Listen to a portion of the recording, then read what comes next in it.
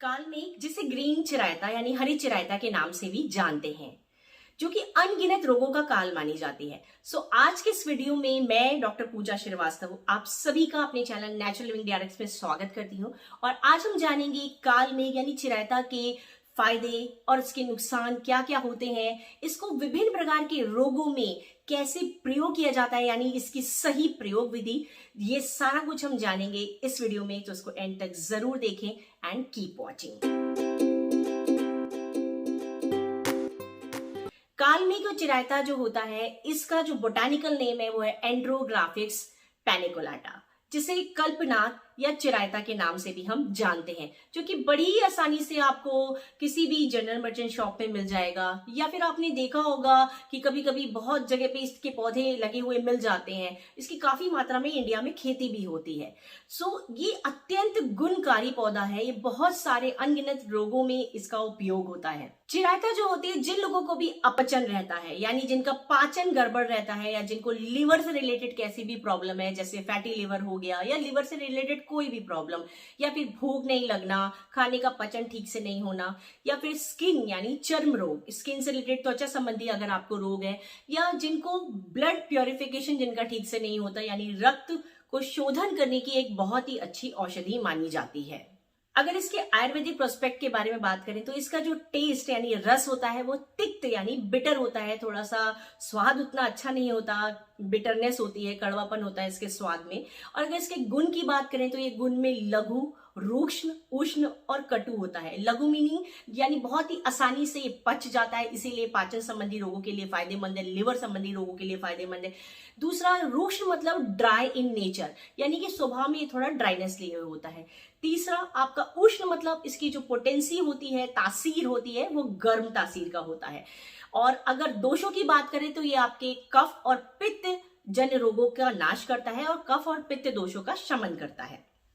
कफ और पित्त दोषों का नाश करने के कारण जितने भी कफ और पित्त बढ़ने से होने वाले रोग होते हैं, जैसे कि अपचन हो जाना, नोजिया, वॉमिटिंग, इसके अलावा आपका लिवर का बढ़ जाना, या फिर लिवर के जो आपका लिवर फंक्शन होता है उसका ठीक से ना होना, जैसे कि आपका एसजीपीटी बढ़ जाना, या फिर एसजीओटी बढ़ जाना, या लिवर में सोराइसिस होना, फैटी लिवर होना। साथ में जो लिवर के साथ में जो उसका नेक्स्ट ऑर्गन होता है, जिसे प्लीहा यानी कि तिल्ली भी बोलते हैं। कभी कभी तिल्ली से रिलेटेड, जो स्प्लीन से रिलेटेड प्रॉब्लम्स होती हैं, या स्प्लीन का बढ़ जाना, जो इस प्रकार के रोग होते हैं, उसमें खासा लाभदायक औषधि मानी जाती है। साथ में जिन लोगों को भूख ठीक से नहीं लगती, इसके अलावा चर्म रोग होते हैं, यानी त्वचा संबंधी जो रोग होते हैं, जैसे कि आपका एक्जिमा हो गया, या फिर आपका स्किन का डीपिगमेंटेशन की प्रॉब्लम होती है, इस प्रकार के जो रोग होते हैं, उसके लिए भी जो ये चिरायता यानी कि काल मेघ औषधि है वो बहुत ही उम्दा तरीके से काम करती है। जिन लोगों की डायबिटीज यानी कि ब्लड शुगर बढ़ा हुआ होता है, उनके लिए भी ये बहुत अच्छा रोल निभाती है, क्योंकि जो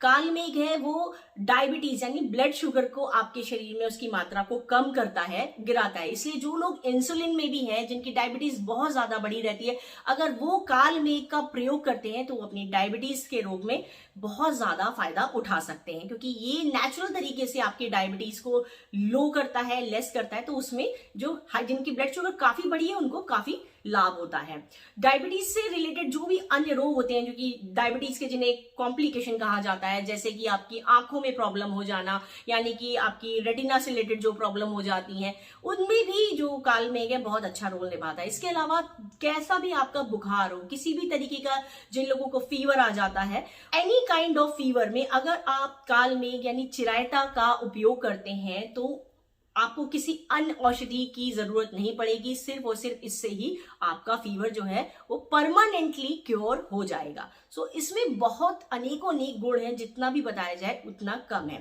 अभी जानते हैं कि विभिन्न रोगों में इसका प्रयोग सही तरीके से कैसे करना है।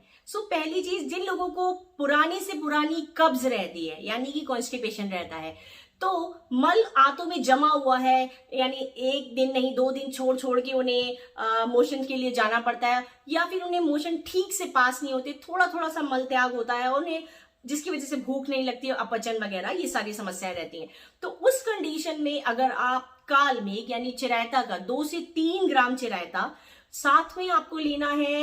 1 से 2 ग्राम भूमि आंवला, साथ में आप डालेंगे 1 से 2 ग्राम ही मुलेठी का चूर्ण। ये तीनों चीजें मिला के अगर 2-2.5 गिलास पानी लेके इसको अच्छे से बॉईल करके काढ़े नुमा बनाएंगे, और जब आधा ग्लास पानी रह जाए तो उसे छान के आप अगर इसे सुबह खाना खाने से पहले पीते हैं, सुबह शाम दोनों टाइम भी ले सकते हैं। जिन्हें बहुत ही ज्यादा पुरानी कब्ज है तो उसमें ये हमारे शरीर में विरेचन का काम करता है। हमारे शरीर में जो जमा हुआ बरसों पुराना भी मल है उसे भी निकालने में ये औषधि सक्षम है। तो इसलिए जो कब्ज वाले हैं उनके लिए बहुत ही ज्यादा चमत्कारिक औषधि है। दूसरा, जिन लोगों को एपेटाइट यानी लो एपेटाइट की प्रॉब्लम है, दैट मीन्स जिन्हें भूख नहीं लगती, जिन्हें हर वक्त लगता है पेट भारी भारी है, ब्लॉटिंग वगैरह की समस्या रहती है, खाना देखते ही उनका खाने की इच्छा नहीं होती, उस कंडीशन में अगर आप 3 ग्राम चिरायता पाउडर अगर आप लेते हैं, साथ में उसमें 2 से 3 चुटकी सौंठ यानी कि जिंजर, अगर सौंठ का पाउडर मिल जाता है तो अच्छी बात है, नहीं तो अदरक का रस मिला ले उसमें, और साथ में इसे गुनगुने पानी से अगर इसका सेवन करते हैं तो जिन लोगों को भी अरुचि यानी कि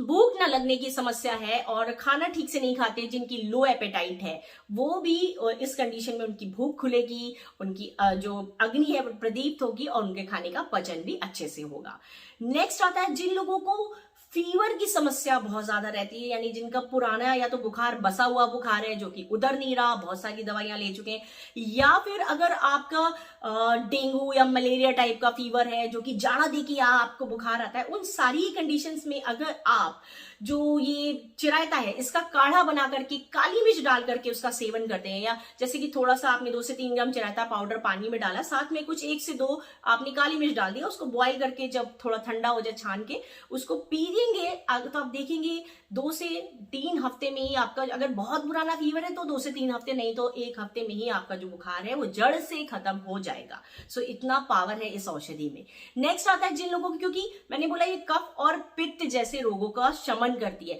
तो जिन लोगों का पित्त बढ़ा हुआ होता है उन्हें अक्सर देखा है जी मिचलाना, नौजिया यानी कि उल्टियों की शिकायत होती है, पित्त इतना ज्यादा हो जाता है कि खट्टी डकारें आती हैं, या सुबह सुबह खट्टे वमन यानी खट्टी उल्टियां होती हैं, खट्टा पानी मुंह में आता है, खाना भी कभी कभी मुंह में आ जाता है क्योंकि आपका जो रिफ्लक्स होता है उसकी प्रॉब्लम होती है। तो उस कंडीशन में अगर आप इसको शहद के साथ में आप इसका सेवन करते हैं तो आप देखते हैं कि इसमें खासा लाभ आपको होता है। आप 2 से 3 ग्राम इसका पाउडर ले लें चिरायता का, और थोड़ा हनी यानी शहद मिला के गुनगुने पानी से इसका सेवन करें तो आप देखेंगे ये जो आपका पित्त की समस्या है जिसकी वजह से आपको नोजिया, वॉमिटिंग और ये इस तरीके की दिक्कत रहती है, उसमें खासा आपको लाभ होगा। नेक्स्ट आता है जिन लोगों को चर्म रोगों की दिक्कत है, यानी कि एक्जिमा हो गया या फिर स्किन का डीपिगमेंटेशन है, तो उस कंडीशन में अगर आप इसका इस्तेमाल करना चाहते हैं तो इसका सिंपली आप जो ग्रीन चिरायता है यानी ग्रीन कालमेघ की जो पौधा होता है उसकी पत्तियां लेके इसका पेस्ट बना लीजिए, और इस पेस्ट को वहां पे अगर आप अप्लाई करेंगे तो आप देखेंगे आपको खासा लाभ पहुंचेगा। लिवर संबंधी जितने भी रोग हैं अगर आप उसमें भी इसका काढ़ा बना करके पीते हैं, क्योंकि जैसे मैंने बोला कि लिवर के लिए बहुत ही अच्छा एक टॉनिक स्वरूप है, लिवर के सारे रोगों को समाप्त करता है, और उस कंडीशन में भी अगर आप इसको भूमि आंवला के साथ इसका काढ़ा बनाकर पीते हैं तो आपके जितने भी इनफैक्ट लिवर सोराइसिस तक के पेशेंट के लिए काफी फायदेमंद होता है। फैटी लिवर वगैरह में जितने भी लिवर के रोग हैं, लिवर का बढ़ जाना, सब में अगर आप इसका काढ़ा रोज सुबह डेली, जिन लोगों का लिवर वीक भी है, अक्सर उनका लिवर खराब हो जाता है, तो उस कंडीशन में अगर आप इसको प्रतिदिन इसका काढ़ा पिएंगे तो आप देखेंगे उनके लिवर का स्टेमिना बढ़ेगा, पावर बढ़ेगा, और उनकी जो पाचन शक्ति है वो भी इंप्रूव हो जाएगी। अभी बात कर लेते हैं कि इसका साइड इफेक्ट क्या क्या है। देखिए, हर एक औषधि का अगर अच्छा प्रभाव होता है किसी चीज में तो कभी कभी किसी अन्य चीज में उसका दुष्प्रभाव भी हो सकता है। इसीलिए बोलते हैं कि जितनी भी हर्ब्स है या मेडिसिन है हमेशा चिकित्सक या अपने वैद्य आयुर्वेदाचार्य से डिस्कस करके ही ले। तो अगर इसके साइड इफेक्ट की मैं बात करूं तो देखिए, क्योंकि मैंने बोला कि ये आपके इंसुलिन लेवल को यानी ब्लड शुगर लेवल को लो करती है बॉडी में, तो इस वजह से अगर आप इसका उपयोग, जिन लोगों की शुगर लो रहती है तो वो लोग या तो इसका इस्तेमाल ना करें, या अगर उन्हें किसी अन्य रोग के चलते अगर उन्हें लेना है तो फिर वो अपने चिकित्सक से संपर्क करके कम मात्रा में ही इसका प्रयोग करें, क्योंकि ज्यादा मात्रा में यूज करने में ये शुगर को काफी डाउन कर सकती है। सेकंड, जिन लोगों के डायरिया के सिम्टम ज्यादा रहते हैं, यानी जिन्हें अक्सर दस्त लगे रहते हैं, तो उस कंडीशन में अगर आप इसका प्रयोग करना चाहते हैं तो क्योंकि ये शरीर में विरेचन का काम करती है, तो उस कंडीशन में आप इसका प्रयोग थोड़ी मात्रा में करें या फिर अपने अगेन चिकित्सक की परामर्श लेकर के ही करें। वैसे ये बहुत ही अच्छी औषधि है, अगर आपकी आंतों में किसी प्रकार की कृमि है, आंतों में किसी प्रकार का संक्रमण है, आंतों में इंफेक्शन है, उन सब के लिए भी एक बहुत ही उम्दा औषधि है। तो ये थी इसकी ओवरऑल जानकारी and I hope you like the information. और अगर आपको अच्छे लगे तो इसे लाइक जरूर दे दें एंड दोस्तों के साथ जरूर शेयर करें। और अगर चैनल में नए हैं तो डू सब्सक्राइब, और कोई भी प्रश्न हो तो उसे कमेंट में जरूर पोस्ट करें, और ऐसे ही और हेल्दी वीडियो देखने के लिए इन लिंक्स पे जरूर क्लिक करें। Stay tuned, stay healthy, take care guys.